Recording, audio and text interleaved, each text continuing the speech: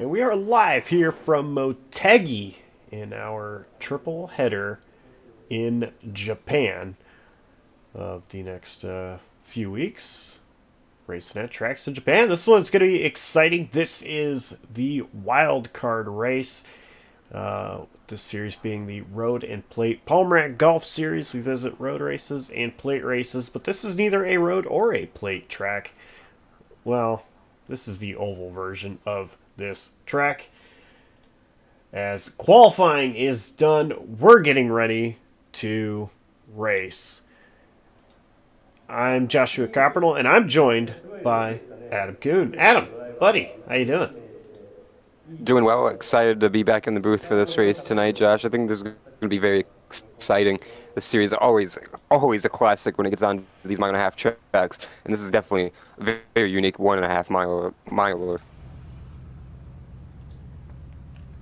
Yeah, indeed it is. I'm pretty excited to see this race. I don't think I have any experience commentating a race at this track, or have even driven on this track. It's a miracle I already had it in iRacing. But let's go ahead and take a look at our starting grid for tonight. And on the pole, it is going to be the number 35 of Mark Watchman, with Johnny Rapt is outside in P2. Third place is going to be Dustin Bali. Daniel Ott will start fourth. Fifth, Tony Morano and Laura Wiseman will start sixth. Chuck Labano will start seventh.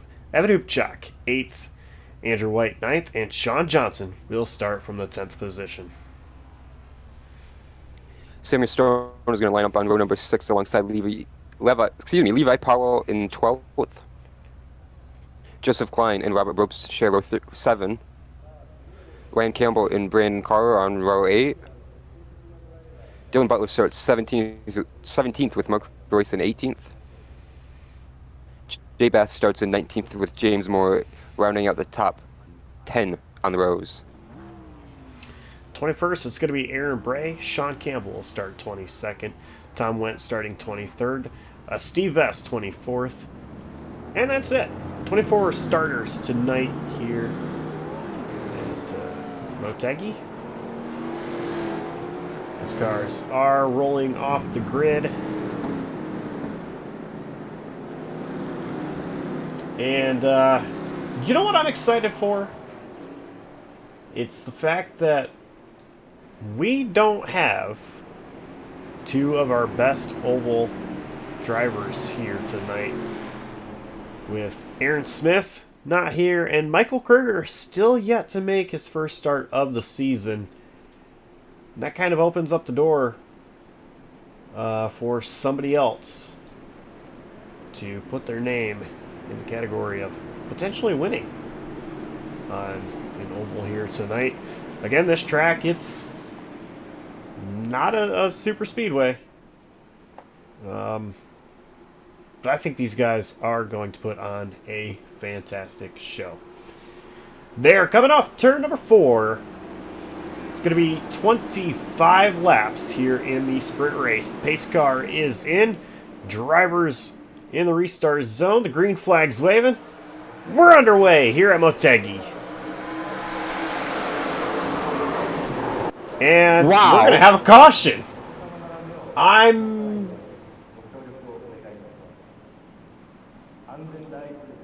Found it. Dylan Butler. As well as so many more. I thought that was the 96 flying toward us there. Get the JCTV replay queued up here. Let's look at this restart with the start one more time here, Josh.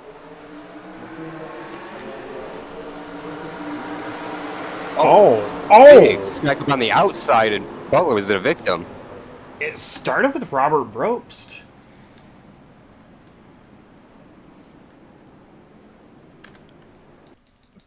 Both Butler and Royce were on the inside lines there, I believe. Oh, Royce was right behind Ropes. Oh, sorry, Brandon Carl, he's right behind. Yeah, Ropst have a shifting issue. Carl got into Ropst. Royce got into Carl. Right before Brobst has his issue, Carl has a little bit of a hiccup himself, but not nearly as drastic as the 5 car. right on board with Brandon Carl.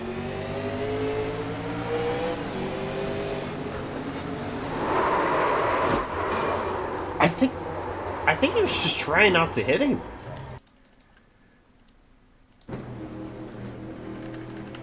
This one is with Robert Roast.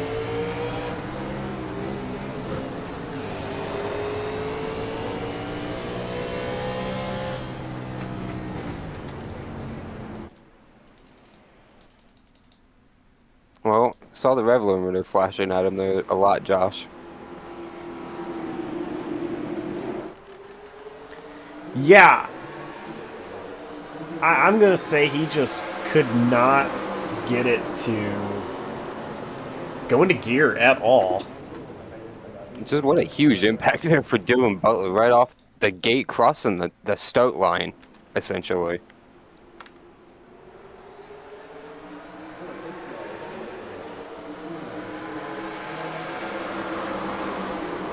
Gee, Bast.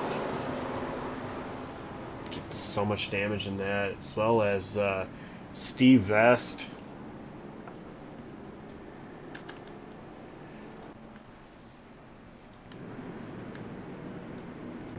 Not the way those drivers wanted to start out. Good news is, this is only the sprint race.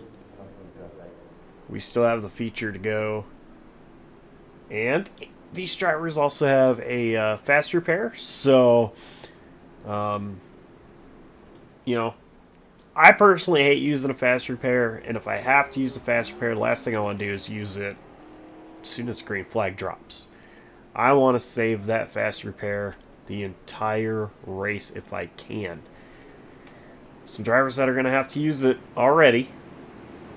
But again, you get a whole new car, whole new fast repair after the sprint race and right into the feature as well. So if I'm a driver that was involved in that, I'm not too worried. Now, Johnny Rapp had an incredible jump on that start that got him out to the lead. So the field is now in the hands of Johnny Rapp, with Watchman going to be restarting on the outside of him on the front row. 3 laps are complete. We're going to complete lap 4 here as they take the green flag. So it'll be 21 laps to go here in the sprint race.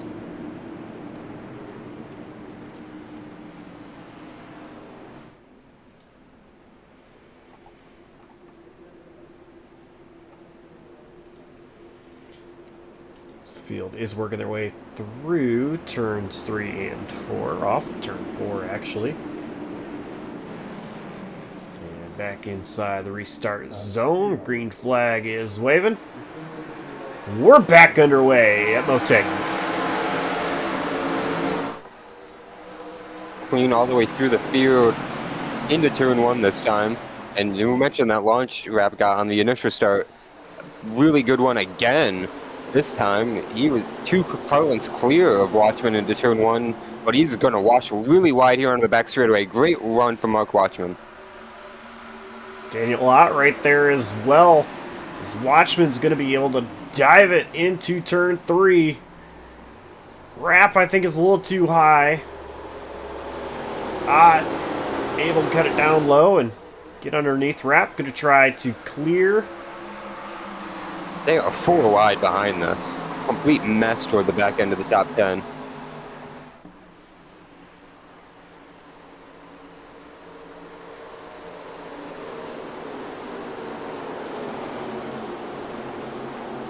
This does not look fun as a driver. They are, oh my gosh, still almost 4 wide. Bropes thought about it. Gave James Moore a shot going into turn 3. Oh, we got one around. That's the Oh. 18, I believe, of Ryan Campbell. It is indeed. And he's lucky there wasn't more collateral from where he spun out in the field.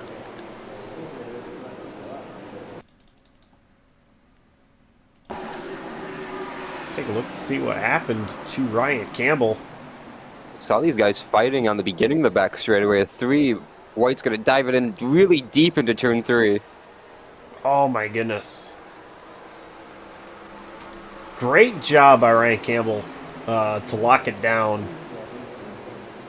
And great job on everybody else to not get involved there.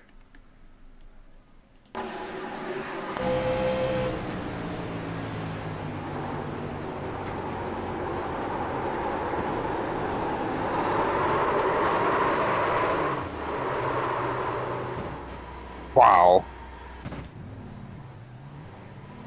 Was the battle for 8th gone wrong early on in this race, Josh? And like we had mentioned, and like we were watching, just in front of that battle where they were nearly going 4 wide off of every corner.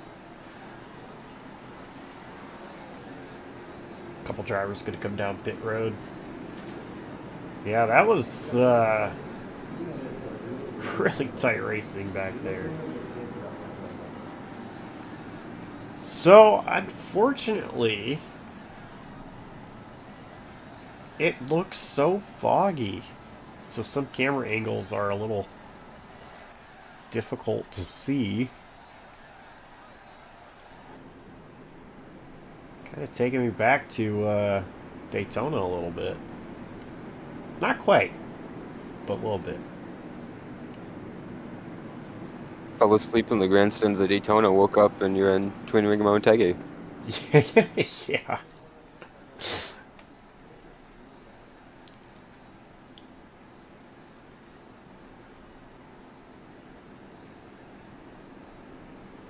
It's still such a fun time, and I am grateful for these guys to have that bye week to allow us to go hang out in Daytona. Real quick, just want to say, Brandon Carter, you picked a good year not to go. Yeah, that is true. Met Brandon Carl at the Rolex last year. It was pretty cool hanging out with him. And I was a little bummed that didn't get to see him this year, but in all reality, yeah, you're right. I think he picked a great year not to go. Well, right there as we were... Oh, sorry, go ahead. I was going to say last year was so cold, though, but anyway. That is true. Go ahead. Go ahead with what you were going to say.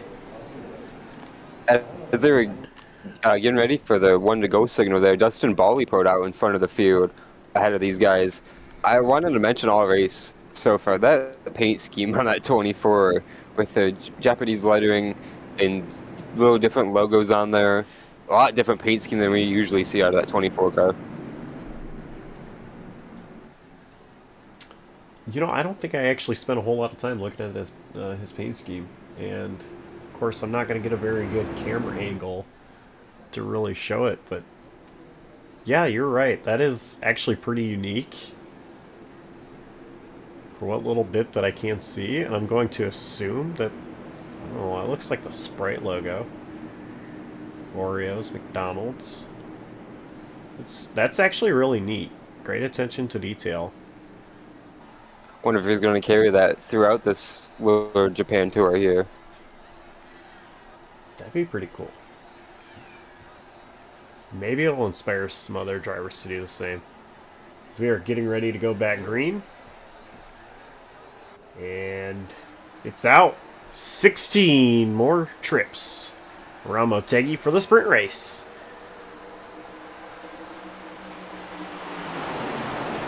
Really impressed with that launch on the outside lane, Daniel Hott, but he's going to have not the same amount of grip compared to that inside lane into the corner.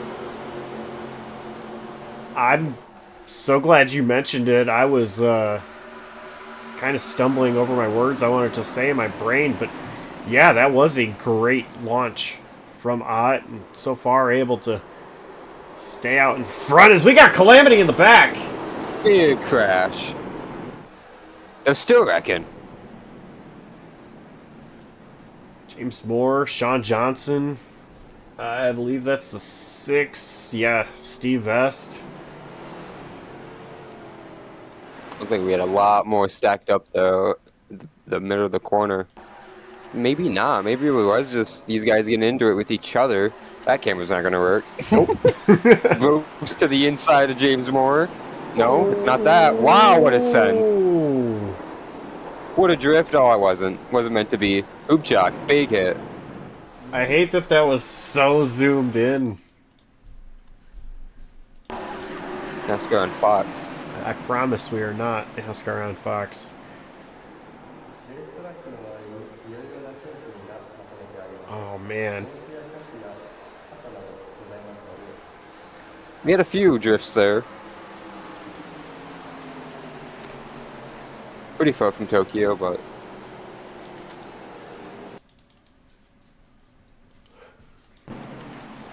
I'm the one with the dad jokes.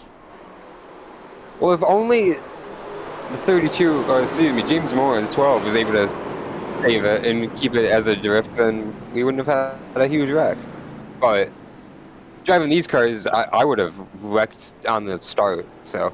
I was gonna say I don't think I would have made it off pit road. Some of these guys had huge wheel spin leaving for the grid, I noticed. See a 32? That was a quick fix. Mentioned the fast repair a little bit earlier. Nah, they're driving fine.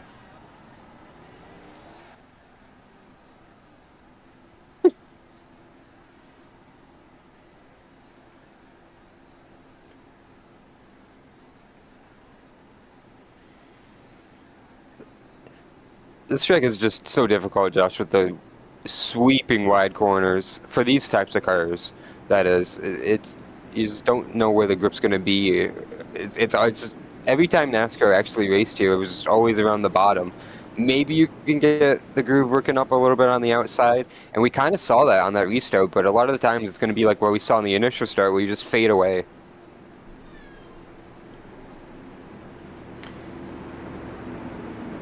I think that drivers are going to get more comfortable, and it will be a little bit more competitive here in this field. Well, we've already seen them fan out. Oh, yeah. It's not working. Like you just go up there 3 and 4 wide, and you're just burning speed, burning tire.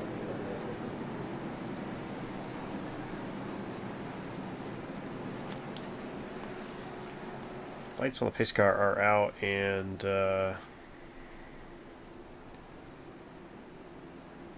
do you know how much banking is at this track? Not off the top of my head, no.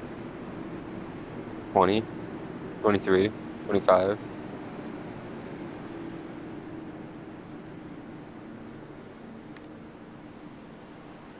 That was a lot of guesses, I'm sorry.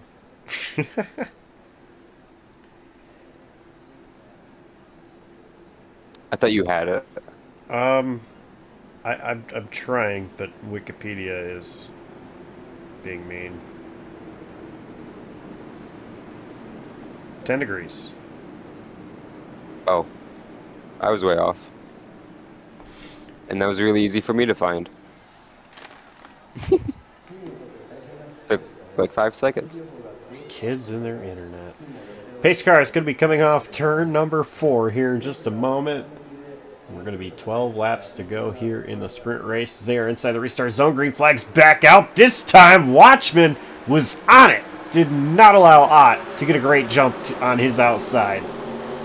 The whole field behind them really stacked up a little bit like we saw on the initial start. Obviously not as bad with the missed shift throughout the field. So they continue to fan out a little bit further back.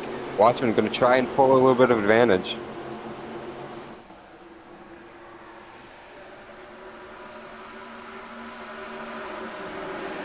Here first side-by-side. Klein and Rapp, as well as Probst and Labano. About 3 wide back here with, it's not at all who I meant to click on, but it was Jay Bast down on the bottom.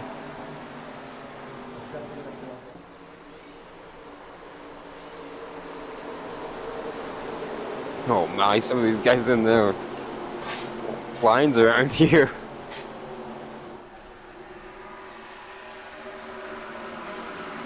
Mark Royce thought he was going to try and split the middle there.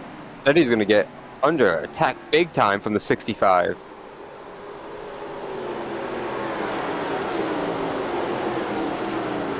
It's Sam Stoner. Stoner still on the bottom of Royce.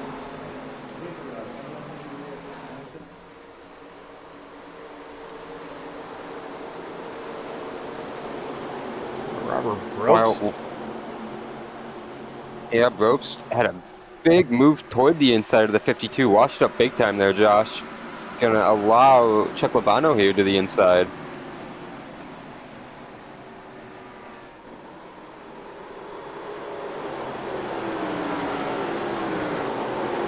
Brobst washes wide.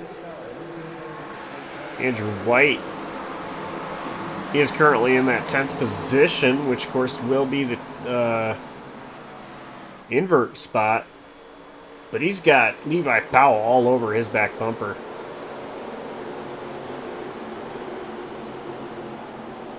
It's Mark Royce. Oh, into the wall. Almost. Yeah, he did. Thought he was going to miss it there, but just barely gets it off the corner.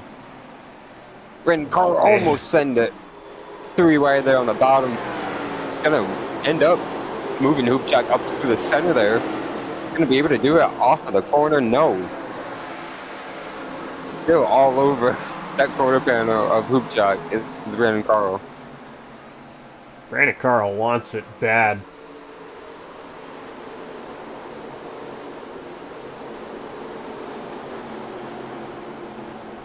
Sean Campbell coming down pit road.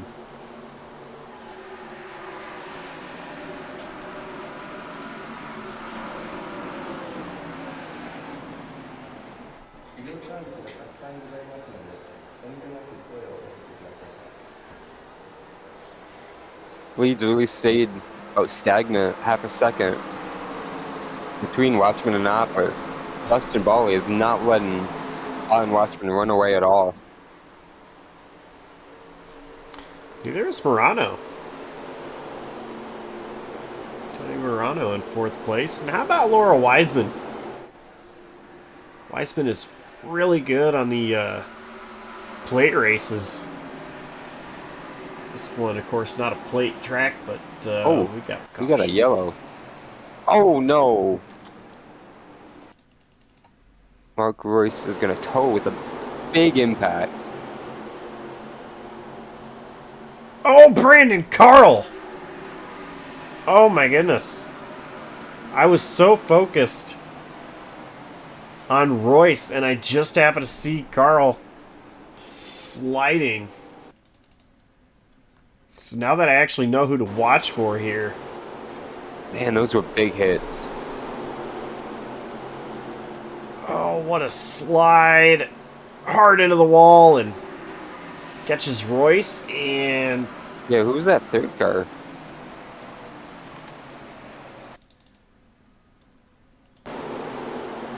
Campbell. Oh, Campbell.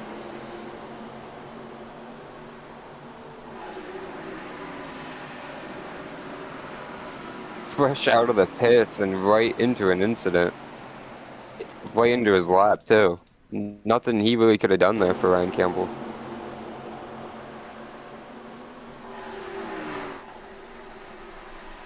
Oh, man. That's Or Mark Royce. one of those things that I'm glad this is a sim and not real life, because there is no safer barrier down there. That would have hurt.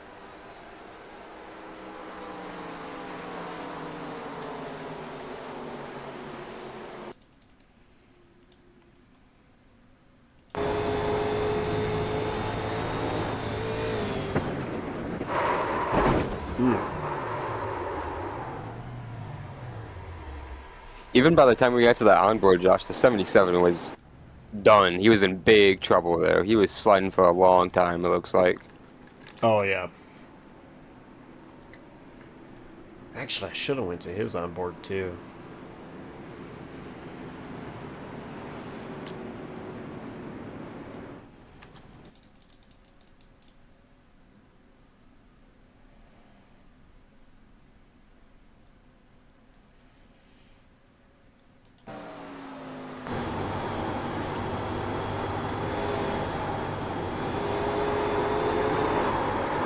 Oh, he upped the Christian.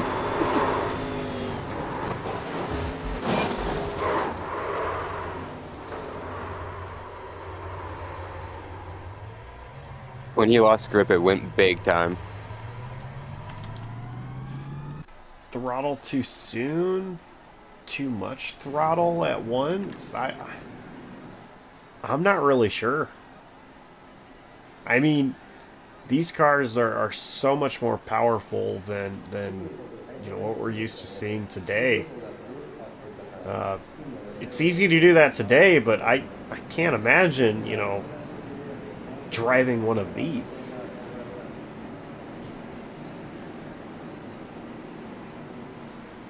These lights are off on the pace car.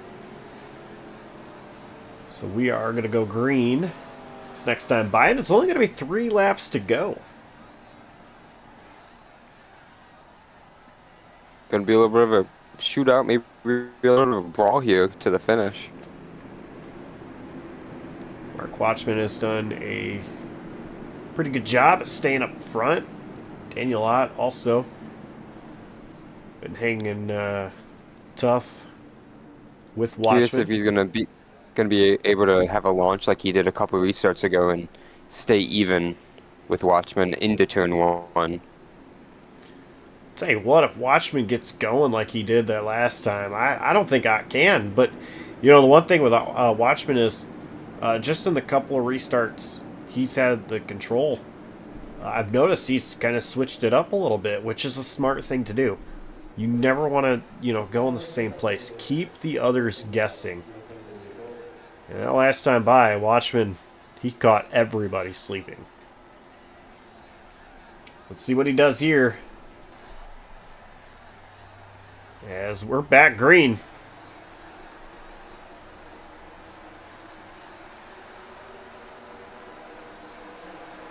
Not a bad jump out of Ott.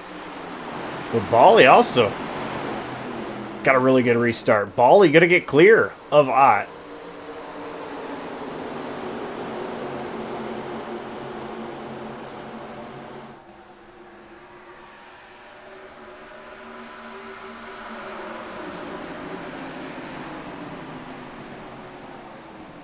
Mark Watchman.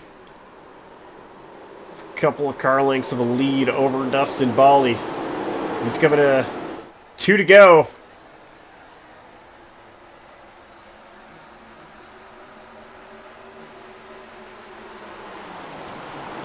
So far, so good. Throughout the rest of the field.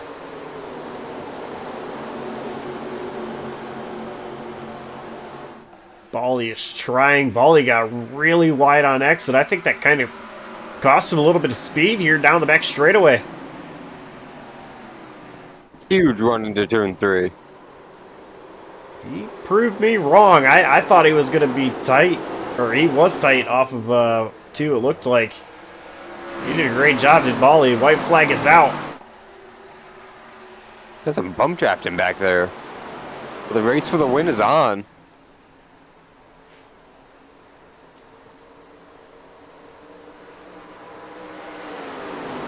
Loving how Watchman is able to hold that bottom for so long compared to Bali. So we are on the last lap. Heading into turn 3. Mark Watchman. He's still doing a great job holding the bottom. Bali not close enough. Checkered flag is waving. Your sprint race winner is Mark Watchman. And, oh my goodness. James Moore spins after the checkered flag and a hard hit.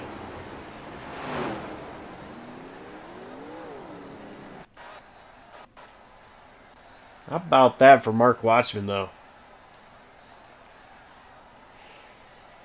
Pretty dominant drive, really flawless race for him up front, like you had mentioned just prior to the restart, and it's going to be a treat to see him drive through this top 10 here on the feature race.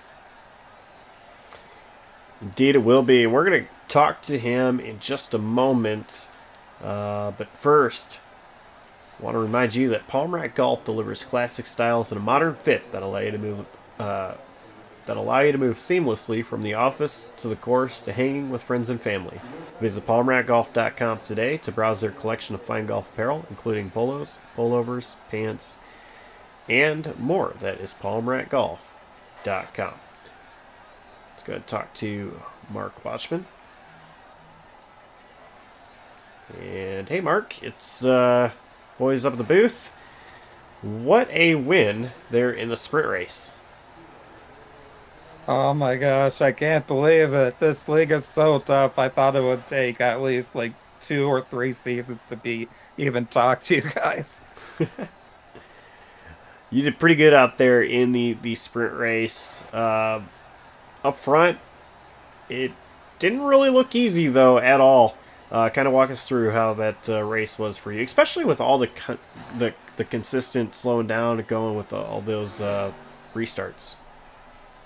Oh gosh, yeah. Well, I botched the start. I thought first gear would be a good idea, but it just lost me the lead, and then somehow, some way, I got it back. But even then, like I just had to time everything right, hope I could hold on, which was very, very difficult, and somehow, some way, it all worked out. But it was so easy to burn the tires off here tonight that you just had to be very, very careful. And somehow, some way, we're here. Yeah, it was a pretty good performance out of you. Sponsor shout outs. Who gets it done?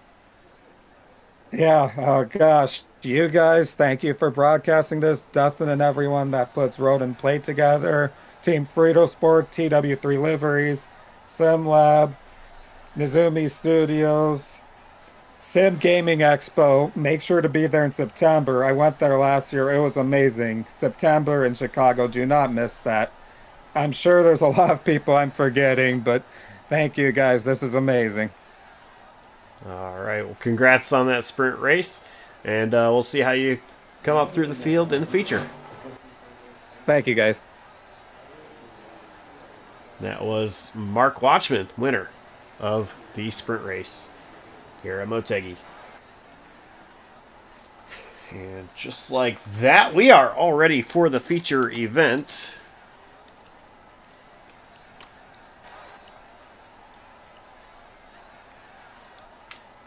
And remember, the top 10 get inverted.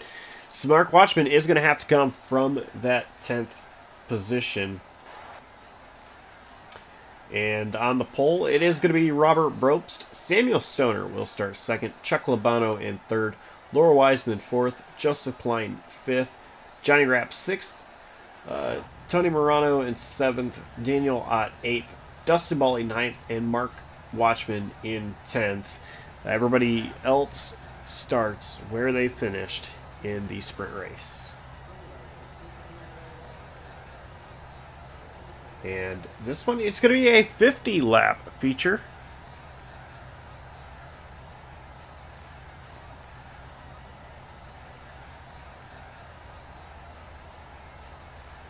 Drivers are getting on the grid. But Adam, I'm not going to ask you who your pick to win is, because I'm not so sure I could pick a driver to win out of this. We didn't really see enough in the sprint race. So I'm going to ask you, who are you kind of looking out for in this race that you think has a pretty good shot to get up to the front or stay in the front? I'm going to pick someone outside the top 10 right now. Finished 15th in the sprint race after what happened on lap 1, the initial start. Dylan Butler came flying at us and recovered at the end there throughout those late race restarts, and of course I would assume utilizing a fast repair. I wouldn't see how he wouldn't after that big impact on the start. I think he's got a lot more in the tank tonight. Hopefully he can get past lap 1 here in the feature. I like that. I think Dylan Butler has proved that he's a really good racer. I like that. I want to say pick, but I didn't really say pick to win. So Driver to watch. I like that driver to watch. I would not credit card one to watch. Yeah.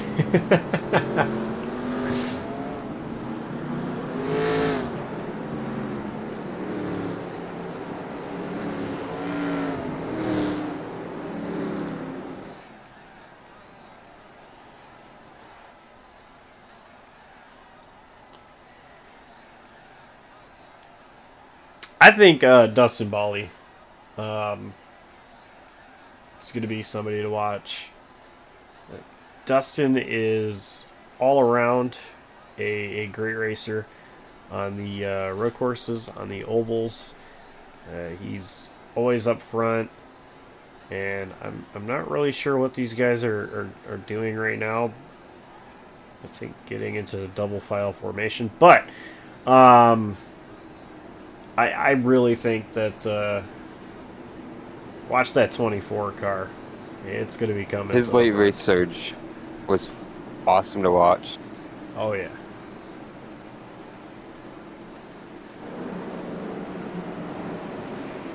Pace car is in. They're inside the restart zone. Green flags out. We're underway in the feature at Motegi.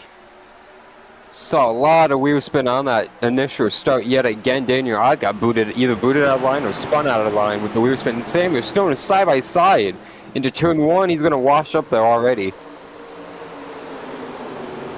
I thought Chuck Labano was going to send it 3 wide entering turn 1, but he wasn't able to. And he's going to get taken 3 wide. Yeah, look at Joseph Klein. Going to the inside of ropes there through 3 and 4. As the whole field is fanning out like crazy here again.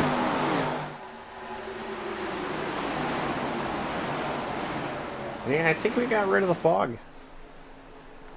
About time. Whoa, ropes to the rear deck limit of the 65. Yeah, that was crazy. Stoner leading.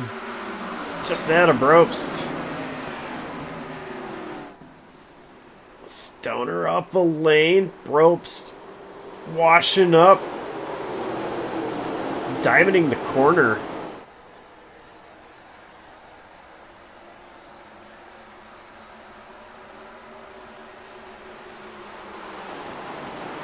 Almost every driver is using a different line around this track. This is insane.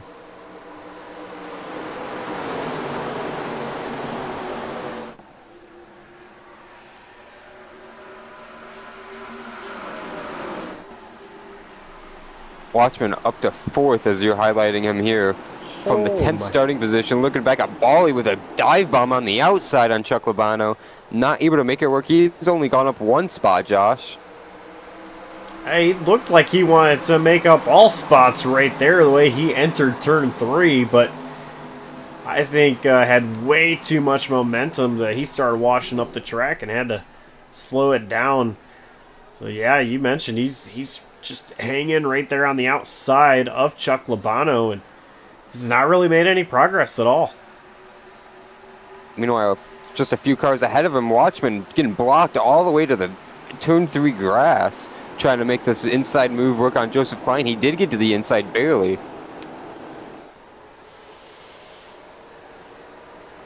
And they're still going to be side by side. Klein coming down a little bit, maybe trying to get a side draft. This is the battle for 3rd. Daniel Ott right there. Ready to pounce. This is crazy fighting in the top 10, and that battle for the lead is not cooled off. Brobst was all over Stoner again through 1 and 2. To the inside now, he's peaking. Robert Brobst wants the lead. And he's going to power. And see behind them, Watchman got clear for 3rd, and he is making a surge trying to get by that 65 as well. Didn't have the momentum on corner X. They're going to get challenged by the 14, but nah, he's just going to send it in there.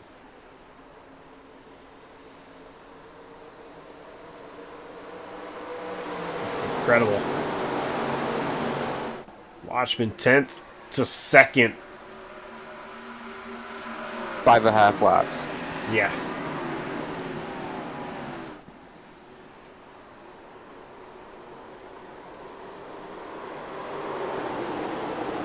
Somebody was up the racetrack. I think that's Laura Wiseman. Oh yeah, Wiseman struggling. Battle for the race lead. Watchman, Side by yeah. side.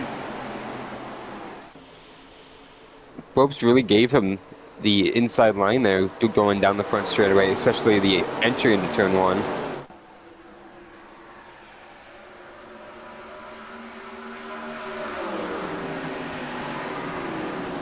Watchman has taken the lead. He's wanting to sweep the night. But Probst saying not so fast. How about Joseph Klein following suit on that 65's tail, getting by, excuse me, on the 39's tail, getting by the 65 as thought he was going to get blocked by a Probst there into the corner. I thought so too. That was maybe just the angle made it look tighter than what it was, but Yeah, I think it's the perspectives. either way, that was still pretty tight. Joseph Klein doing a great job as well.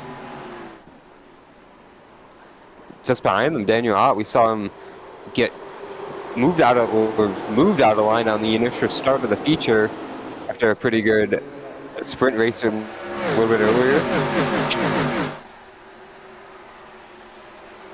Klein and Probst continue to battle like you mentioned, and Ott right there behind them, as Bali has now finally made some move through the field up to 5th, just behind these guys.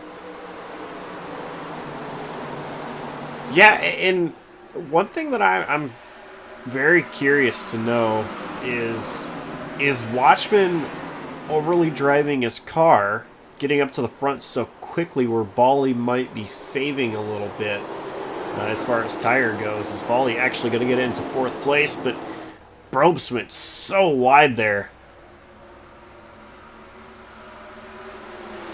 Usually we see pretty simple pace strategy in road and plate series when it comes to the the pit stops, mandatory pit stop, and it's usually halfway, right about halfway, even on these oval races. And Probst is going to catch the fence there off of turn 2. I was really thinking that was going to change tonight, depending on how the yellows flew. After what we saw in that sprint race, and speaking of, we might get one now. Laura Wiseman. Definitely big pile up. There was another wreck just ahead of these guys as a result of everything happening, but Hoopchuck, a big hit to the Wiseman.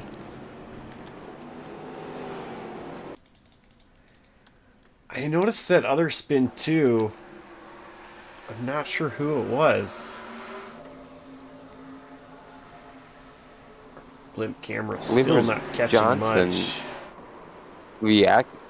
Not reacting, but getting caught in that. Oh my huge stack gosh. up, as that is a huge wreck between those two.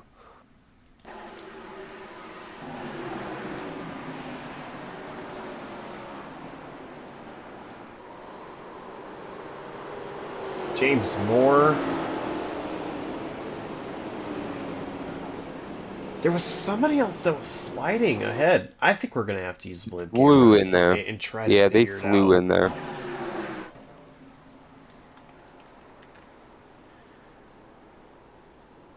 Maybe I'm just crazy. I didn't see it there. So,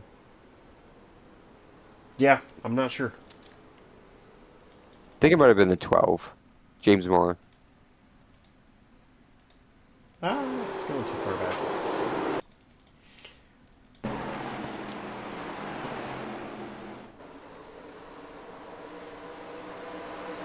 This might still be too far back.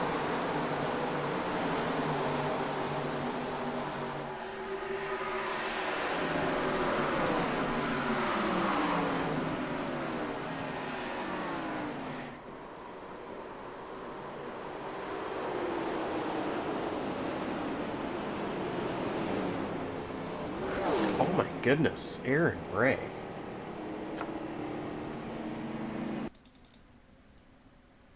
I don't...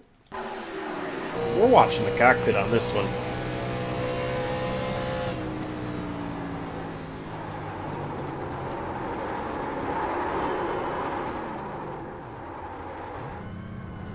Jeez. Wow. You had to wrestle that steering wheel so many times before you even got to the accident.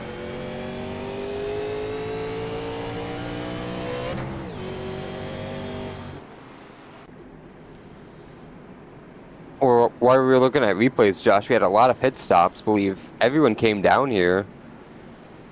Maybe not. No, 7 drivers stayed out, including your Okay. race leader, Mark Watchman, and Levi Powell, Ryan Campbell, Tony Morano, Johnny Rapp, Aaron Bray, and Brandon Carl all stayed out. So your top 7. I'm curious. I was curious when I saw all the pit things pop up on the ticker, how this is going to play out for those guys pitting now. If they're just going to be on dead tires at the end, Josh. So Samuel Stoner was in pit road for, I can't read that number, but a single digit. I think that's 8 seconds. Which Okay. you're not changing tires Right. with that. 8.6 seconds.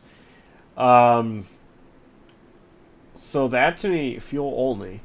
Dylan Butler, Chuck Labano, 11 and 12 seconds respectively for them. That's 2 tire call. Everybody else, 21 and more seconds. 4 tires from Klein on back in 11th. So 11th on back is 4 tires. So we had 7 drivers stay out. Yeah. That's who to watch out for us. We are going back green.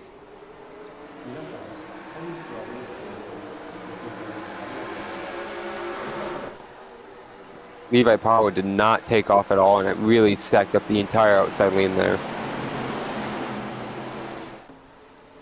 We got side by side for third between Campbell and Morano.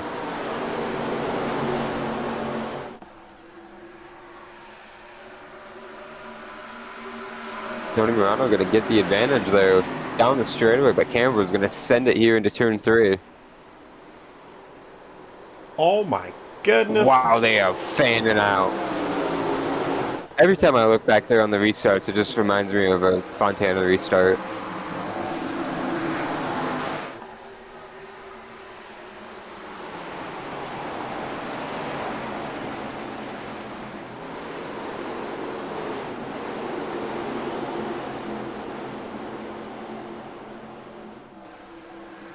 Levi Powell keeping up with Mark Rockman right now.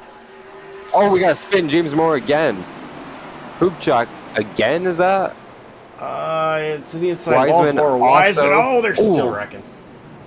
Bray is going to get caught up this time.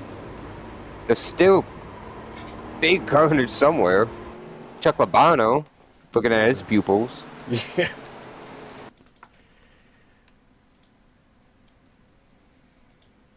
Big carnage on the back straightaway here at Motegi. 3 wide into turn 1, Josh. Oh my goodness. Almost 4.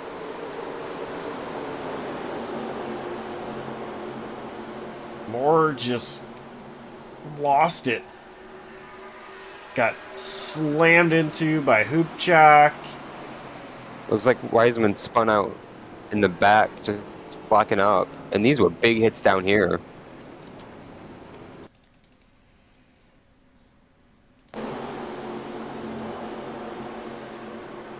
I saw somebody lost a wheel.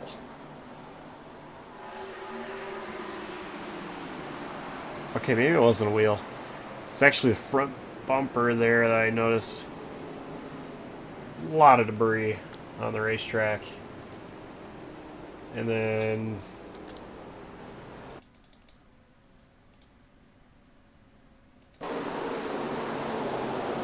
let's see what happened with Chuck Cubano. think he's the one that got squeezed here. He is. Oh, yeah. Got destroyed. Is that Hoopchuck that goes driving through the door of James Moore? And poor Aaron Bray was... He might be fine. He was just taking out his collateral there.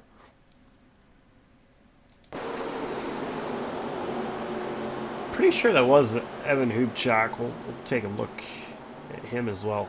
Oh, yeah. Oh, yeah. Nowhere to go.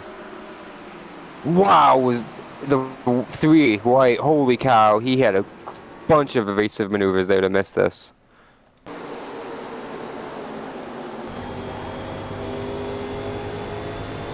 This is from White.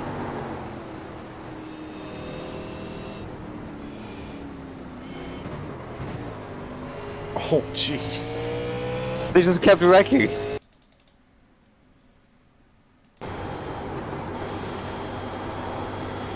Evan Hoopchak.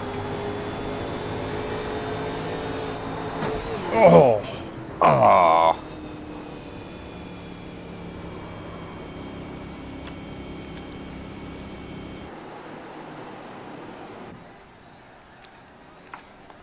Look at how destroyed that right front is. A lot of these cars were, of course, just involved in the last accident. So they are done for the night for the 7 team. That fast repair lasted, what, 3 laps? On maybe 2 under green flag racing? Yeah.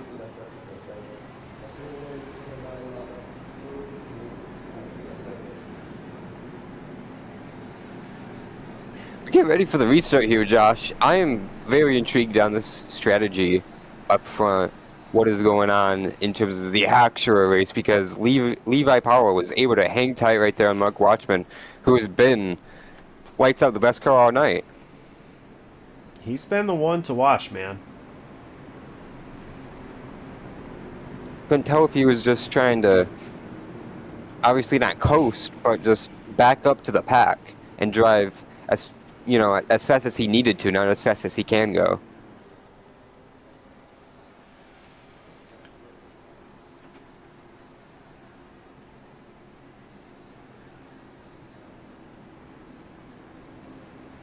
Well, the field is 2x2. It's going to be 32 laps to go when we go back green.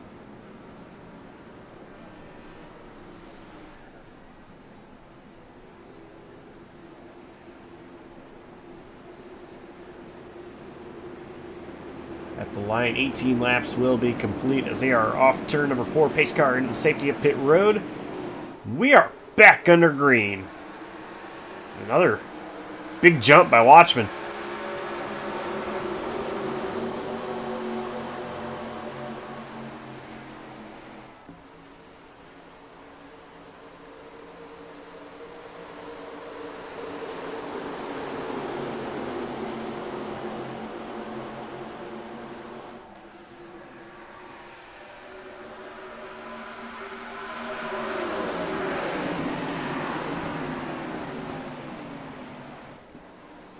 These guys are all over each other, hard into the wall. Tom went. We stay green. There was I saw a bunch of contact right around where he was racing going into turn 3. Obviously, something went wrong there to shoot him straight up the racetrack. You mentioned staying under green. Levi Powell, excuse me, falling down to 4th as we look at this JCTV replay.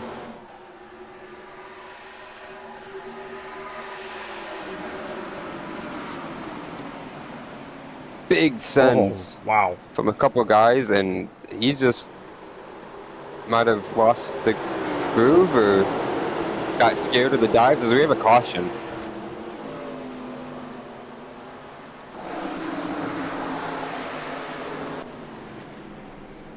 It's going to be Daniel Ott. Yeah, I was going to say, I think this was front of the field because Power is gone off the leaderboard. Mark Royce pushing the 29 down the back straightaway. Oh, Probst and someone else. Big Tokyo drifts, guys. What? I couldn't tell who that was.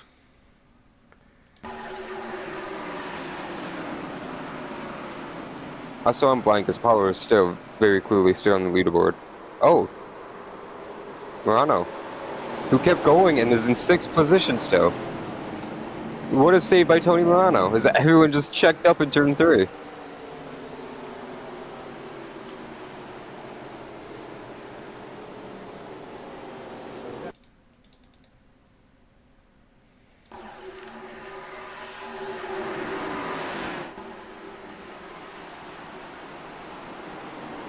So a couple of synchronized spins and checkups. Daniel Ott did a great job at locking it down, not hitting the inside wall, so not very much damage at all for anybody.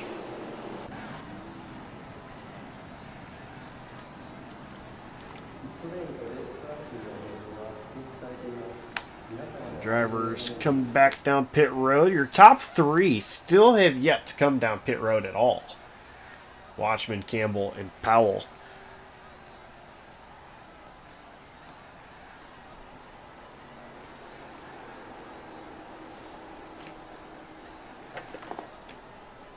Butler.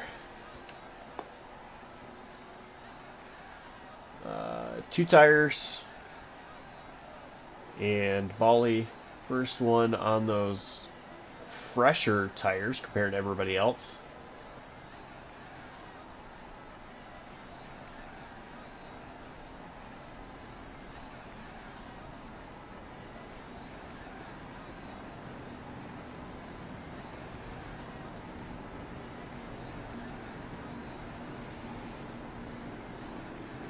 That paint scheme looks so cursed to me.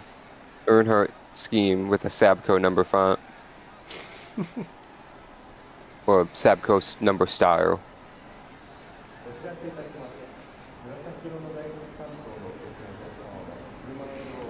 I just think it's so cool that drivers went all out with their paint schemes. We got so used to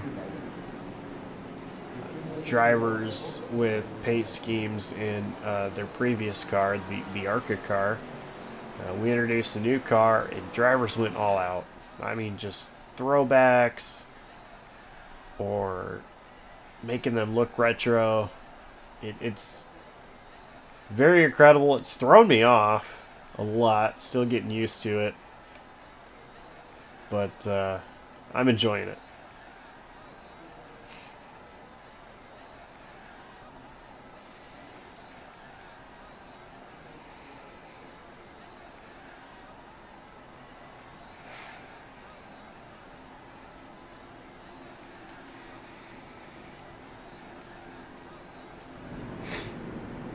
I really like the colors on Jay Bass's car. I think that car really looks good.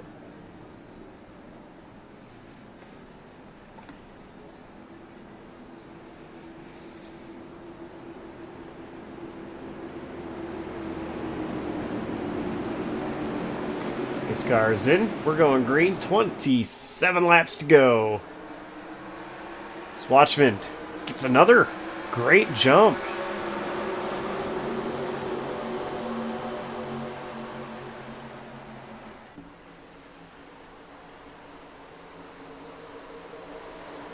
What a restart from Dylan Butler.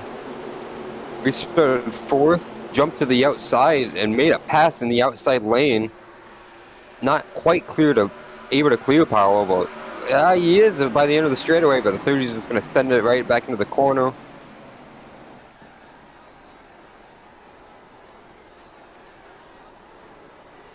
Caution. Sounds like we have carnage. We do. Oh! Big one again. Roast Oh! White. Labano again. At the very end of it. Chuck Labano. I noticed Robert Brobst was... Oh, wow. slow. This looks really bad. Oh, my goodness. Oh, Samuel Stoner.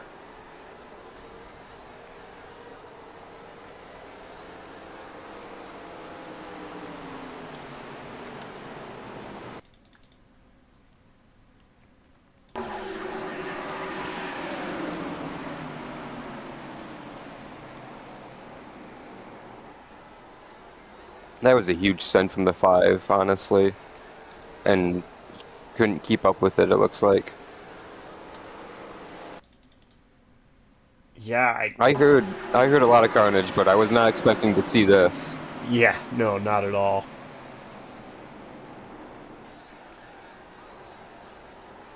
Oh. James Moore got some damage, and then right there, Chuck Labano. And I'm not sure. I don't know. I don't. I don't want to assume anything, but wow, that was.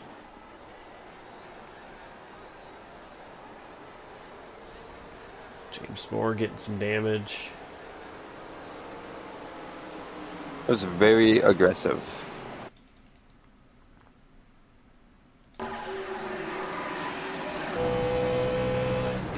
Poor Chuck Labano riding around 2 laps down after being involved in that earlier accident. Sees that. Sees that. Alright, I missed it. Cool. Alright, alright, alright. Ah. Man, that's tough.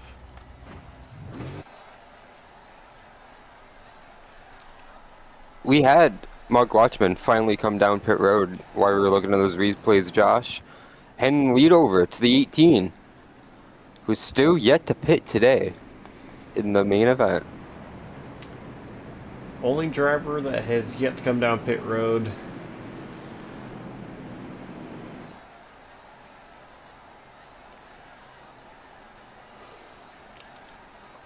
And Dylan Butler, he still only has just the 2 fresher tires. Everybody else is coming down pit road to get 4 at some point in this race. And I don't know, we're past halfway. I think Ryan Campbell's really going to be feeling it compared to the drivers around him. This track, it does not look like it's doing your tires any favors at all. So I'm curious to know how Ryan Campbell's going to hold on, if at all. Fastest car of the night, Mark Watchman, is going to line up on this restart. Row 6, 12th position. We saw how fast he carved through the field on the opening laps, going from 10th. What's 2 more?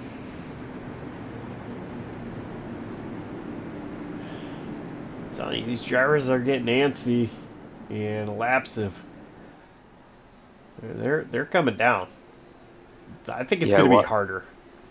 Oh, he's going to be in the danger zone big time, especially with what we've seen on the last 2 or 3 restarts with all the incidents.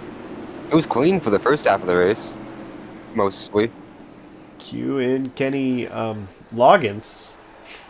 As we are back green.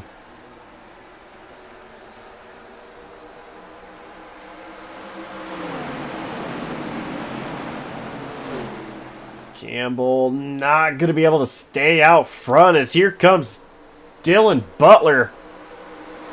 Maybe.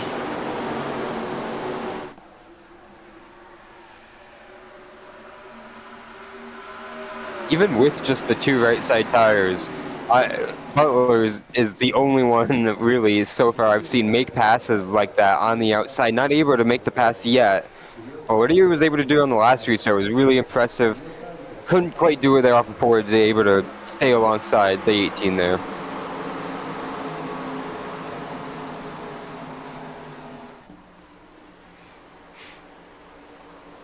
I'm impressed that Campbell is still out front.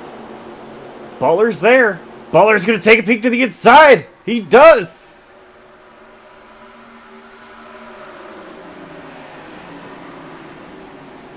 Butler will get clear. So new race leader. Campbell trying to surge on that outside line, but we have a caution. James Moore. Mark Watchman drove up to 6 before that.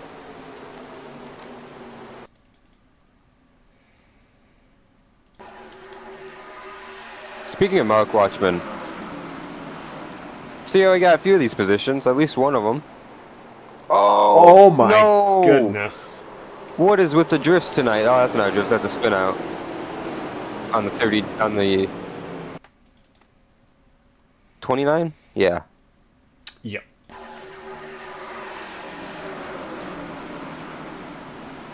Would you count that as a drift for James Moore? Nah. He did come to a stop, so I guess not. I don't know how no one else hit these two from where they were spinning like that, in front of the field like that. Yeah, I'm not sure either. Especially Watchman.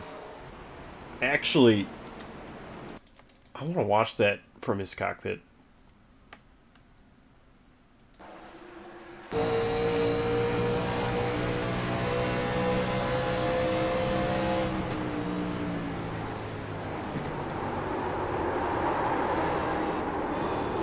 Wow.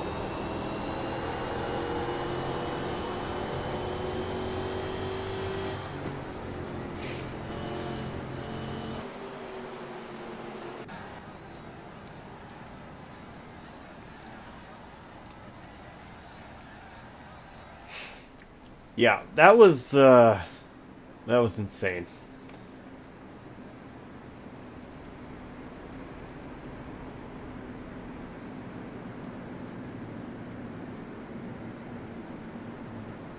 Looks like Campbell decided this caution was when he was going to take his pit stop.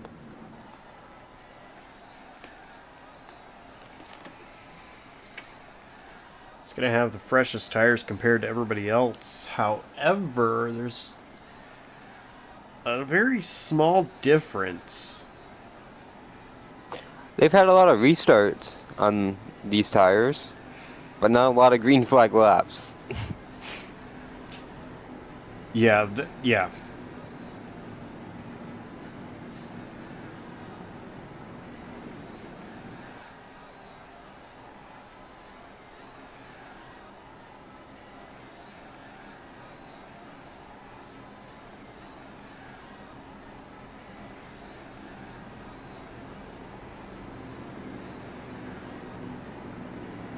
So we are getting the 1 to green.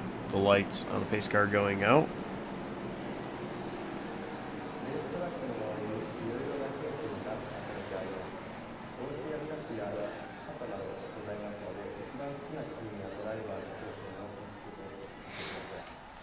It's going to be 18 laps to go when we go back green.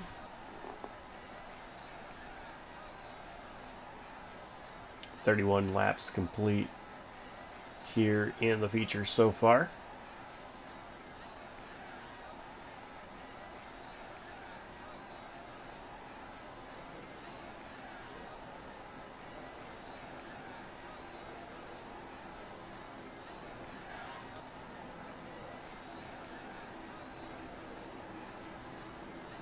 We are back on the road course next week with Suzuka, which will be a pretty fun one, especially with these cars.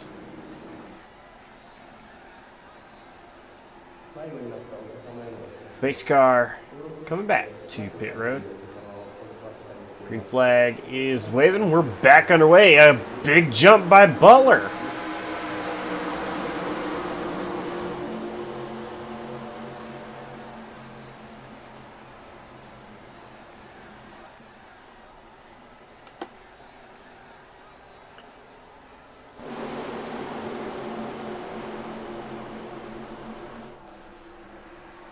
Somebody got into the wall just ahead of Mark Royce. Gonna be Tony Morano.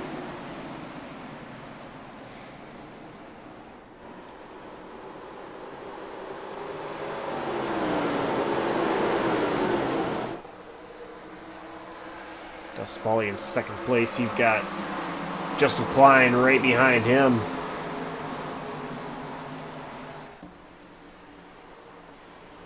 And just behind these guys, Mark Watchman just moved into the 4th position, getting by the 32.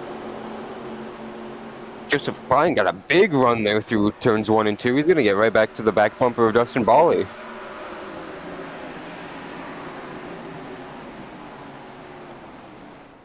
They're closing in on Butler. Before it ends here, momentarily, as Bally has a big moment off of turn 4, it will. Our picks are running 1-2 right there. Not our picks, but you know what I mean.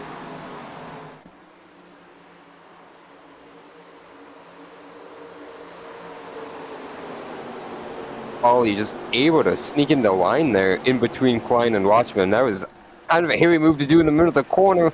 Might have just kissed the wall there off of turn 2. And Watchman is there. He's not able to make the move happen. Entering 3. These top 4, though, they are tight with 15 laps to go at Motegi.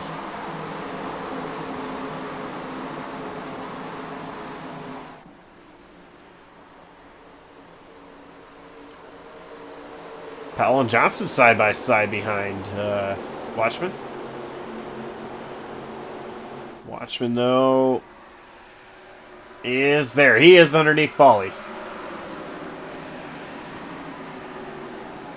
I was wondering how much defending would Bally do there.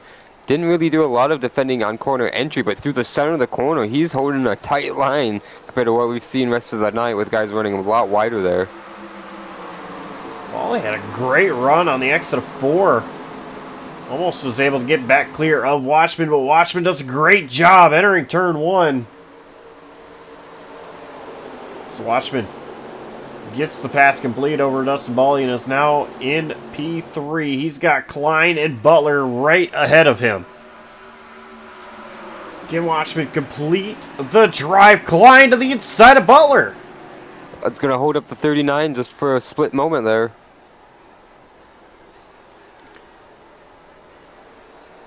Watchman, he's going to go 3 wide down to the bottom. I Klein. could tell he was just waiting for it. He's got no momentum though. Here comes Dustin Bally. They're going to be 3 wide for 2nd place. As Butler still has the race lead, Watchman able to just drive it around the bottom. Man, Bally gave Klein very little space. Oh! He's sliding big time. He caught it once, he caught it twice, he saved it.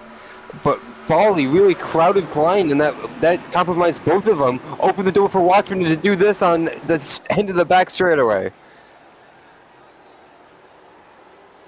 Side by side for the race lead. Here comes Watchman.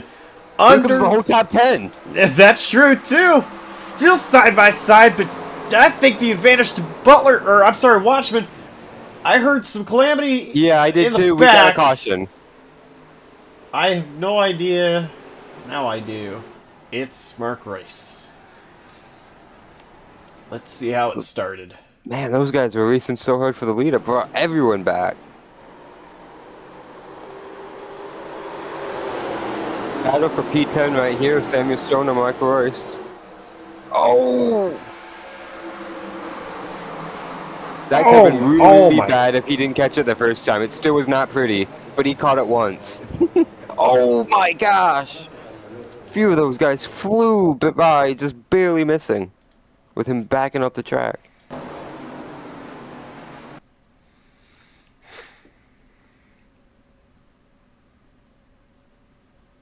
Andrew White. He has had a night, hasn't he?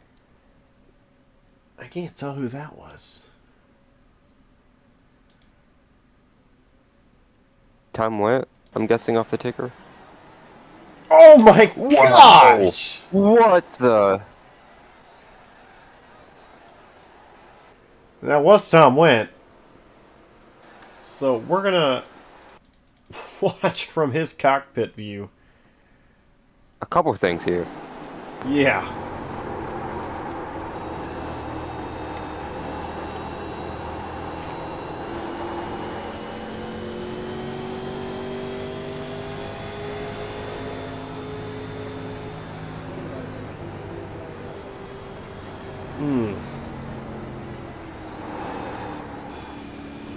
Jeez. We've mentioned that second avoidance was insane there from Tom Witt. But how about Andrew White? We mentioned his night of avoidance. We didn't notice on that first camera angle. He was completely aimed for the door of the 44 until the last moment. He had to swerve by the wall. And how about that, trying to avoid Daniel for both of those guys?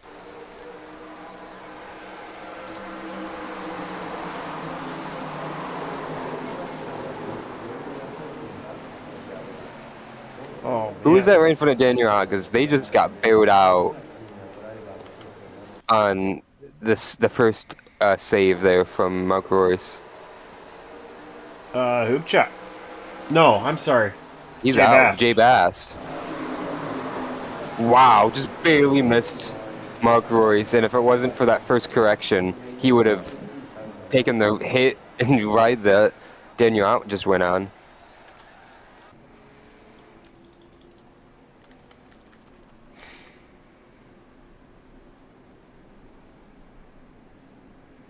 And all that behind all the craziness we saw up front, Josh. Yeah. That was pretty incredible. The battle that we had between Watchman, Butler, Klein, and Bali for the race lead.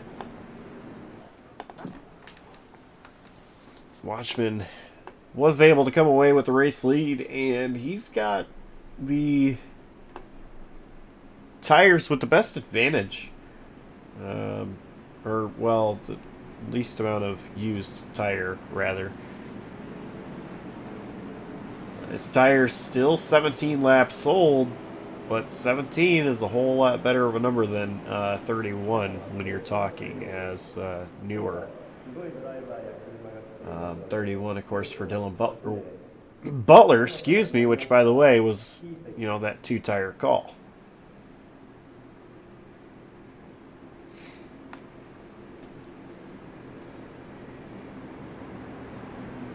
Going to be 8 laps to go when they go back green. They are currently on lap 42.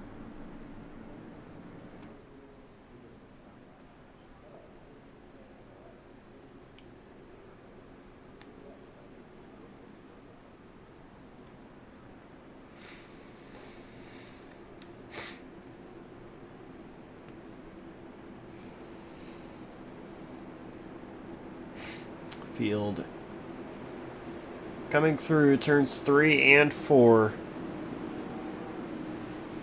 Is this going to be the final restart with an 8-lap green flag run to the end? Pace car is in, and we're green. Mark Watchman wasting no time. He is checking out. Here comes Dustin Bali, almost 4 wide for second place entering turn 2. Not quite 4 wide, but they are 3. Bali on the bottom. Powell and Butler. And they almost ran out of space there. And we got another yellow. Johnny Rapp.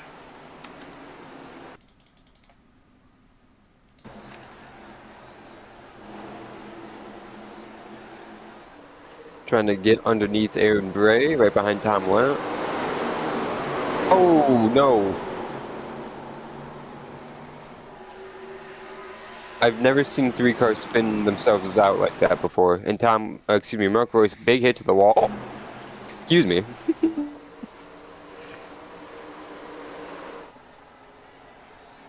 We're just having difficulties tonight.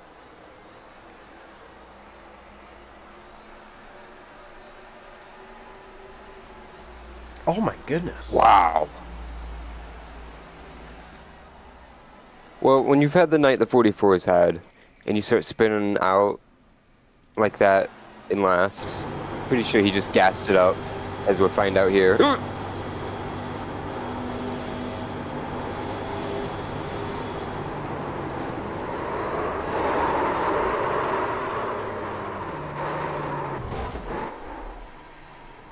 I take that back.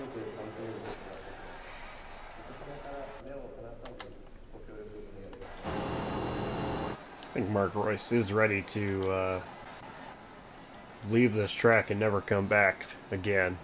He has not had a good night.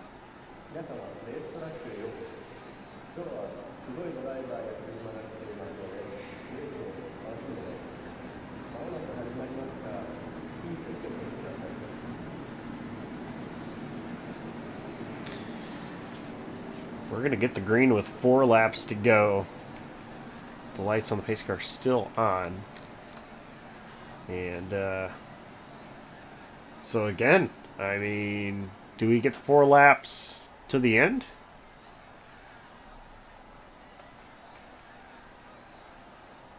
It's hard to say because we ran so green to start the race off.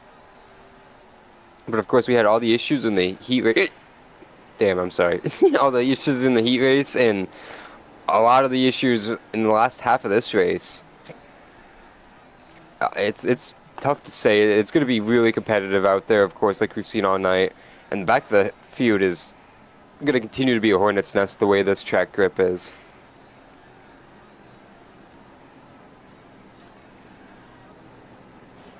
What you guys don't know is he's having the hiccups. I've been coughing a lot. That's why I said we're both having issues a moment ago.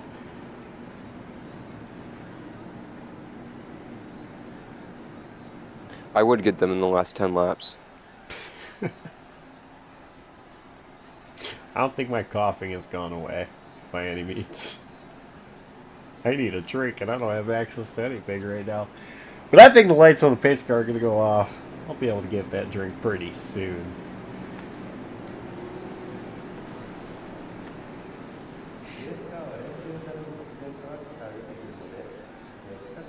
We do have 5 to go. So as mentioned, 4 to go on the restart. And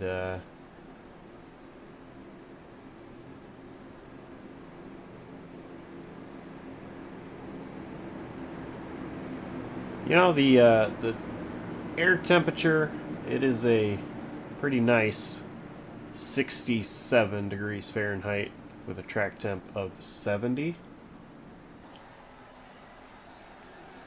And I'm wondering if this wind is causing some issues for these drivers as well, as it is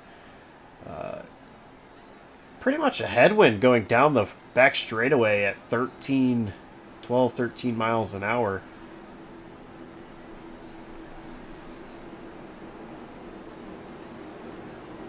These drivers now, they're going to be pushing hard here for these last 4 laps.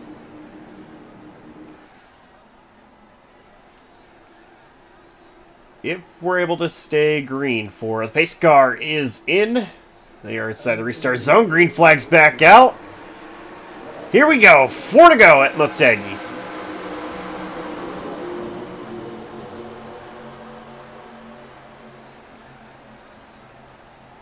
Dusty Bali and Joseph Klein both had a great restart behind Watchman, but they are side by side coming off turn number 2. Wow, I was shocked Klein was able to stay side by side there and keep the fight on the back straightaway alive. He's still doing a great job staying tight down on Bali. Not allowing him, Bali to get the gas. They're letting Watchman drive away, and it's going to put Butler in a situation here. What does he do? Klein leaving no room, and you're right, Butler, he needs to figure out if he's going to be able to take second place. Nope, Klein's going to block. Klein pulls down in front of Butler.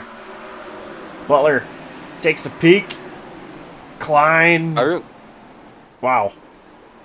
Yeah, I think that was more of an offensive move there for the 14, trying to cross over the 24 Bali.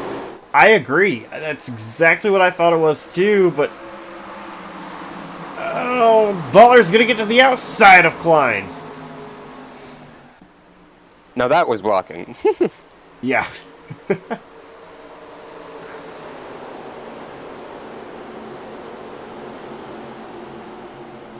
Butler's able to do the crossover. I think he had too much power down in that 96. He started sliding. That actually puts him into the lap of Levi Powell. But off turn number 4, the white flag is waving. Mark Watchman sees one lap to go here at Motegi.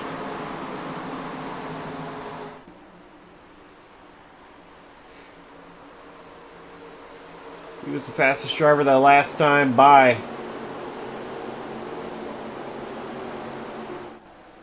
Nobody's really going to be able to touch him. Powell got up into the wall in the background trying to get to the outside of Butler. But coming into turn 3 for the final time. Off turn 4, Mark Watchman. He's going to sweep the night. Mark Watchman is the feature winner here at the Palm Rat Golf Road and Plate Series. I think we had a couple drivers wrecking in the... Oh my...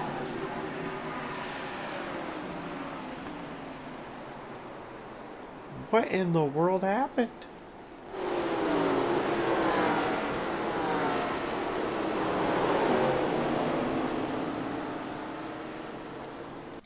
What? This was coming to the checkered flag out in the back.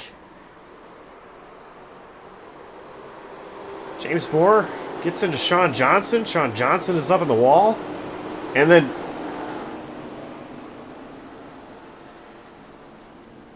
Steve Vest. What in the world? I think he slammed and hit the jet dryer.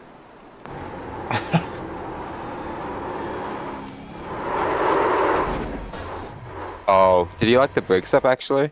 That's the That looked only really thing bad that makes on the first sense. look. That looks a little bit better in the cockpit view. That I was keeping my comments to myself mostly on that first replay, but yeah. Wow. Oh my god. And what a view this is. I was Hello. going to say, I did not think Steve Vest did that for, you know, malicious. Jeez. And I feel bad. Mark Watchman's been celebrating. We've missed all of it. So, thanks to the Well, when power you of have a car replay. tumble. Yeah, this is true.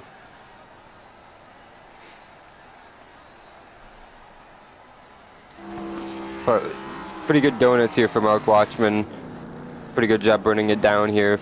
Celebrate his win, sweeping the night like you mentioned, Josh. And we heard the emotion in the heat race win.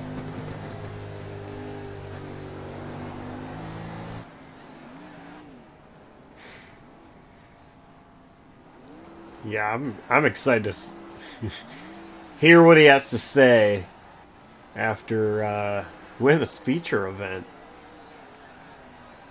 Drove through the field twice. That's insane.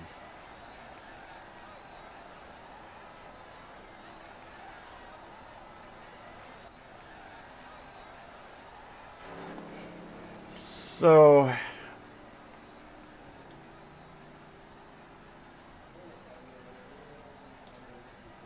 we have some interviews to do. And before that, I want to tell you to visit palmratgolf.com because Palm Rat Golf delivers classic styles and modern fit that allow you to move seamlessly from the office to the course to hanging with friends and family. Visit palmratgolf.com today to browse their collection of fine golf apparel, including polos, pullovers, pants, and more. And that is palmratgolf.com.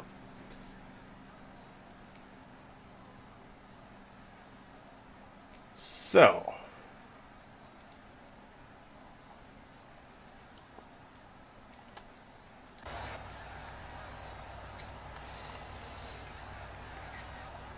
we've got. We'll start with Joseph Klein, third place finisher.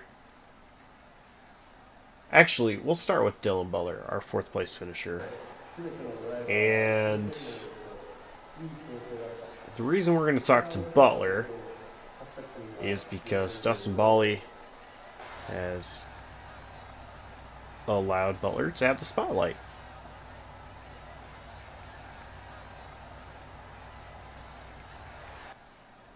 Hey, Dylan Butler. It was a fourth place finish for you.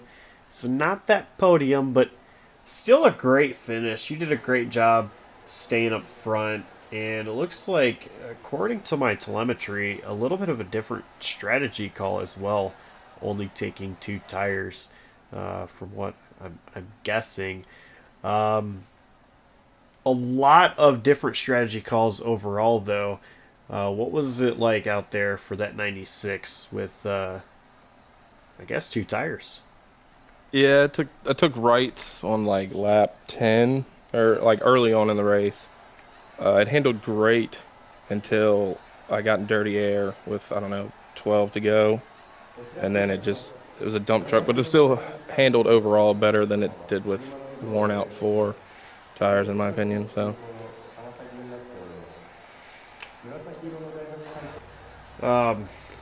It got wild out there on the restarts. It seemed like drivers fanning out. Uh, what was what was your mindset going into all those restarts? get as many spots as I could because I finished 17th in the heat and did not want to repeat that in the main. So I just tried to get as many as I could get. Well, sponsors, shout outs, who gets it done for you? Just shout out to the league, and that's about it. I appreciate it. All right.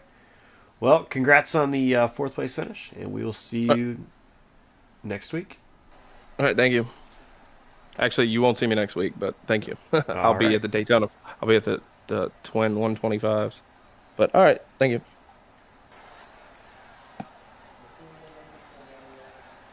That was Dylan Butler, our fourth place finisher. And Adam, I believe you have Joseph Klein. Joseph, podium finish tonight. You were up in the mix at the end. What was it like from the seat of the 14? It was fun. I had a lot of fun. I went into that thinking that, there's a lot of racetrack to use, and it kind of was 1 and 2 grooved as like the primary racing line, but I don't know, I felt pretty comfortable. I kind of wish I had taken tires at the same time Mark did, because once I figured that out, I was like, dude, we got no chance. I'd just have to beat him on a restart, and there was no shot in that. So How about that last restart with 4 to go? You and Dustin Bally got in a real heated battle there for that runner-up position. You just barely lost out in that, coming home third. yeah, I just wanted to stay on his right rear and not let him get clear. And then I realized that, I mean, Dustin, maybe he could have got up there and ran for the win, but I think Mark had both of us ultimately. So I kind of figured that was my battle right there. So I just wanted to stay on his right rear and not let him get clear. And then after like 3 laps, Dylan came into the picture, and I was like, we should just let him go here and try and file back in. And yeah, I kind of figured I was second or third place right there. So that was pretty much my whole goal, was to just kind of hover around that and don't wreck it. Well, back to the road courses next week. Do you have any ambitions for Suzuka?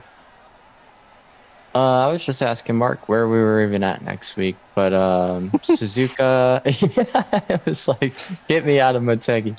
Suzuka, yeah, I have no idea. I haven't ran any laps there in this car, but I'm sure I'll be practicing this week, and a feature win's coming at some point, so I don't know. We'll see.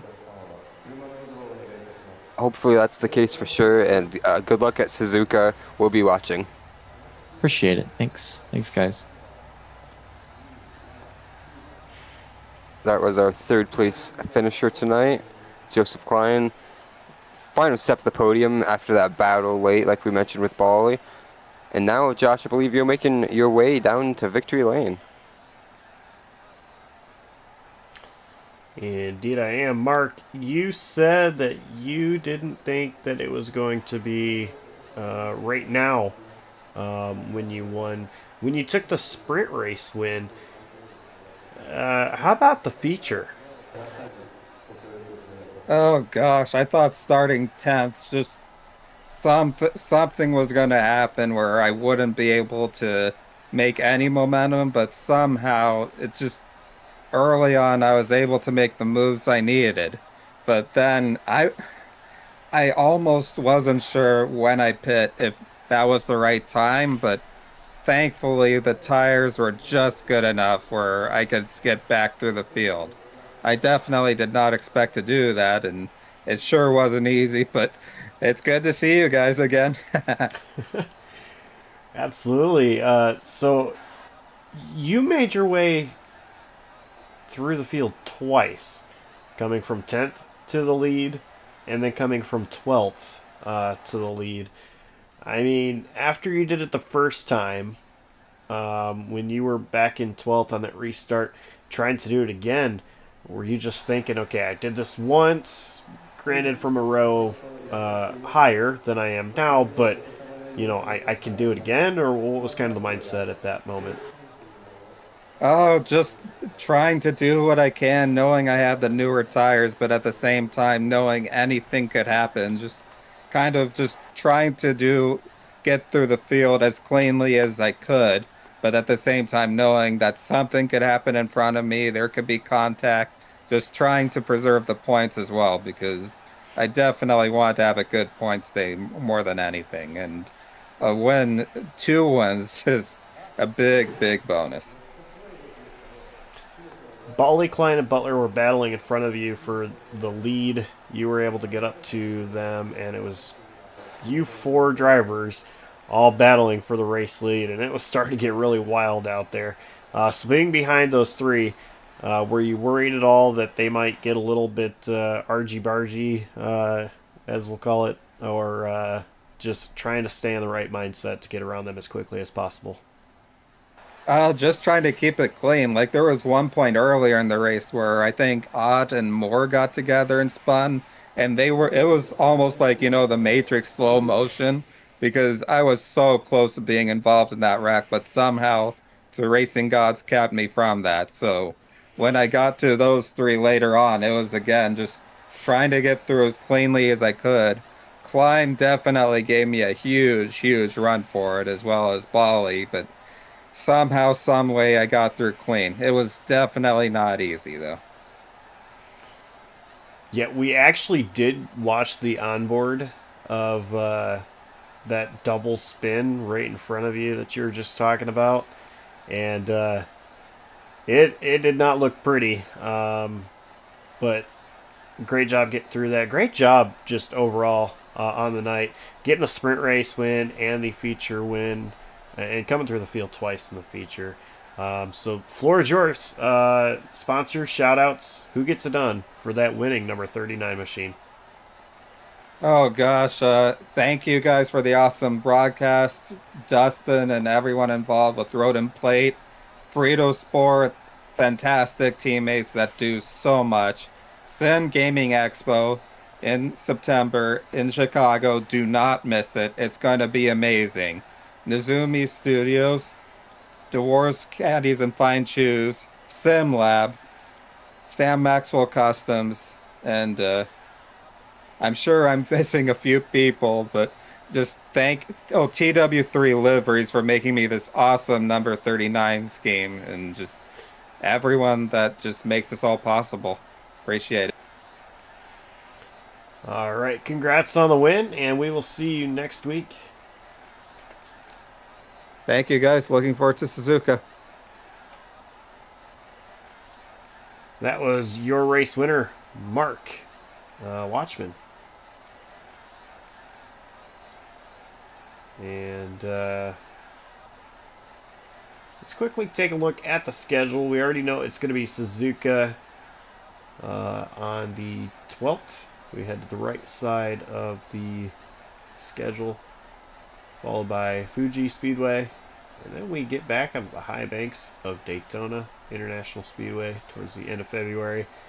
That one's going to be a lot of fun as well. I'm looking forward to this schedule, just how it all plays out. A lot of great tracks on there. But Adam, before we even look forward to next week, tonight, what was your takeaway from Motegi? Those were two wild races that we got to see tonight. Not really how I anticipated them to play out, but I really didn't know how it was going to play out. That's the thing with these 87 cars. They race so different to what everything else we are accustomed to seeing on JCTV and in general on iRacing. And it's a treat to see these cars be so competitive, these guys be so competitive against each other. Just the intense racing we see week in and week out in this series is insane. And it was definitely there tonight, especially at the end, throughout the entire field. Yeah, these guys, they put on a great show. It was a fun race to watch. I think Motegi was a great choice for a wild card. It's something different. We see a lot of the, as the wild card tracks being bigger speedways. This one kind of, not really a short track because of its size, but kind of driving like a short track. I thought it was a fantastic place to come, and kind of a great place in the schedule to put it with being in Japan for 3 straight weeks as well. So this one was fun, and I'm looking forward to next week. I've broadcast one race at Suzuka before. It was, with NASCAR stock cars, not the 87s, and that one was a fantastic event as well. Back with the NAR series, when we used to broadcast for them, those guys did a great job, and I expect that these guys here in the Road Plate series will do a great job as well, especially with these 87 cars. That's going to be a fun one to watch.